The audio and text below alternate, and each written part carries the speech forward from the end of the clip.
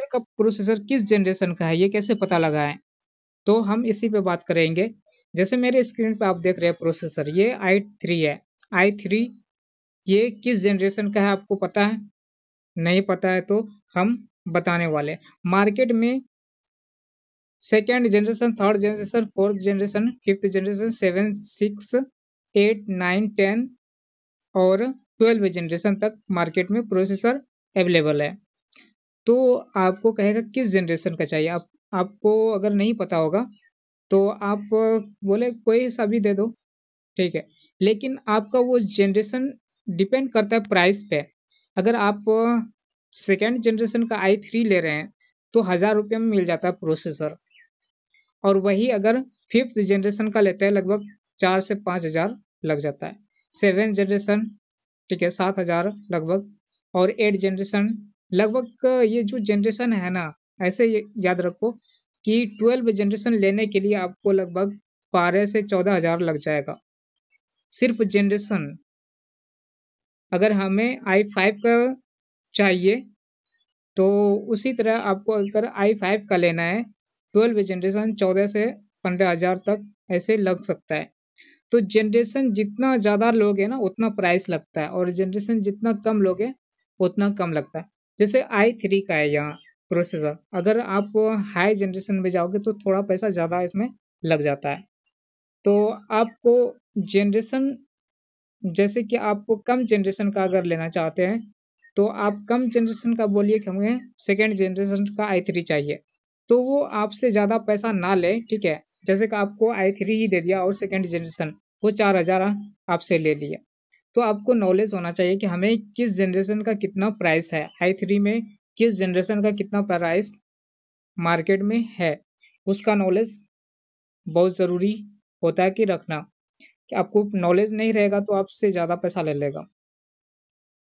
Main चीज होता है प्रोसेसर, उसके बाद होता है मदरबोर्ड, और मदरबोर्ड के बाद होता है हार्ड डिस्क, रैम। ये सारी चीज़ें इंपॉर्टेंट चीज़ें हैं कंप्यूटर के अंदर। मेन चीज़ें यही सारी चीज़ें देखा जाता है कि आपको मदरबोर्ड जो दिया जा रहा है वो किस तरह का मदरबोर्ड है, लोकल दे रहा है या फिर अच्छा कंपनी का दे रहा है। तो मदरबोर्ड भी बहुत ज़रूरी होता है कि आपको मदरबोर्ड अच्छे कंपनी का लेना होगा, तभी आपका प्रोसेसर भी अच्छा उस पर रन करेगा, वरना बार बार प्रॉब्लम आ सकता है। तो आपको मदरबोर्ड भी अच्छे कंपनी का लेना है, और हार्ड डिस्क प्लस में रैम, ये सारी चीज़ें आपको अच्छे कंपनी का लगवाना है, ताकि हमारा जो है लंबे समय तक ये चलता रहे। और अगर कोई लोकल कंपनी का लेते हो तो वो फ़ौरन ही प्रॉब्लम करेगा आपके साथ, रैम का प्रॉब्लम आएगा फिर, या और भी हार्ड डिस्क का प्रॉब्लम आ जाएगा। तो आपको लेना है कंपनी का कोई भी अच्छा कंपनी जो प्रचलित हो मार्केट में। उसके बाद हम बात करते हैं कि ये जनरेशन किस जनरेशन का है। i3 है, ये सेकेंड जनरेशन का प्रोसेसर है। तो सेकेंड जनरेशन कैसे पहचान करेंगे, यहाँ जैसे कि i3 के बाद यहाँ नंबर आपको दिख रहा होगा 2120, तो ये फर्स्ट जो डिजिट है ना वो जनरेशन को बताता है।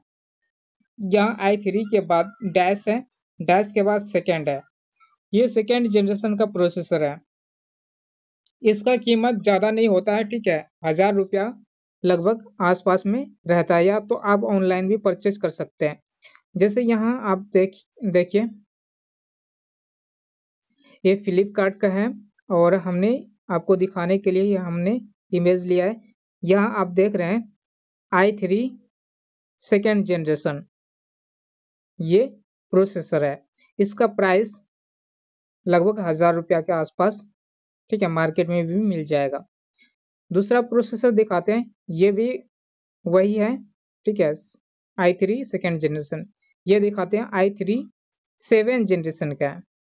ये जो प्रोसेसर है तो यहाँ देख लीजिए, ये i3 और यहाँ 7100 है, तो ये 7 जनरेशन का प्रोसेसर है। यहाँ लिखा हुआ भी है आपको, ठीक है, यहाँ दिखाई दे रहा होगा I Intel Core i3 7 generation processor. Price इसमें नहीं दिया हुआ है, ठीक है, तो हम बाद में होगा तो प्राइस का एक अलग वीडियो बताएंगे कितना प्राइस इसका होता है। यहाँ या तो आप खुद सर्च करके देख सकते हैं नेट पे। जैसे ये देखिए i3 10 जनरेशन का है।